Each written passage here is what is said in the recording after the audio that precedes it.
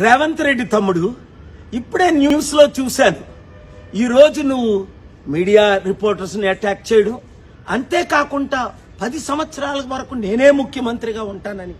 ఇప్పుడు మార్చి 15, కనీసం తాగడానికి మంచినీళ్ళు లేవు అమీర్పేటలో. మాకు ట్యాంకర్ను తెప్పించుకుంటున్నాం.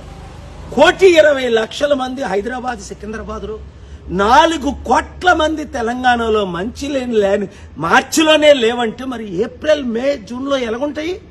ఒక్కసారి ఆలోచించు. ముఖ్యమంత్రి అవడం అంటే సమిట్ పెడతాను, ఇన్వెస్ట్మెంట్స్ తెస్తానన్న ధ్యానం లేదే. మరి ఇప్పుడు నువ్వేదో భారత్ సమిట్ నువ్వు పెడితే ఎవరు వస్తారు? ఒకసారి అర్థం చేసుకో, దేవుడు మనల్ని ఎందుకు కలిపాడు. నేను పోటీ చేయకుండా వరంగల్లో నీకు ఎందుకు మద్దతు ఇచ్చాను? రాష్ట్రాన్ని బాగు చేయడానికి, అప్పులు తీర్చడానికి, అభివృద్ధి చేయడానికి, మంచి చేయడానికి. మరి నువ్వేం చేస్తున్నావు? బీజేపీ వాళ్ళని గెలిపిస్తున్నావు.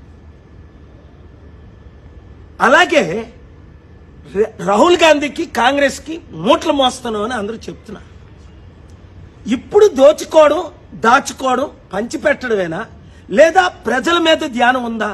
నిరుద్యోగులు ఆత్మహత్య చేసుకుంటున్నారు, రైతులు ఆత్మహత్య చేసుకుంటున్నారు, మంచినీళ్ళు లేకుండా ప్రాబ్లమ్స్ అవుతున్నాయి, విద్యా వైద్యం అన్నది కనిపించట్లేదు. 15 నెలల్లోనే నువ్వు ఇంత ఫెయిల్డ్ ముఖ్యమంత్రి అయితే, ఒక అన్నగా, శాంతి దూతగా, నీ అడ్వైజర్గా నాకెంత బాధేస్తుంది. కనుక ఈ వీడియో చేస్తున్నాను. రేవంత్ రెడ్డిని రీచ్ అయినంత వరకు ప్రతి మీడియా వారు, ప్రతి యూట్యూబర్స్ దీన్ని షేర్ చేయండి. రాష్ట్రాన్ని కాపాడుకుందాం, దేశాన్ని రక్షించుకుందాం.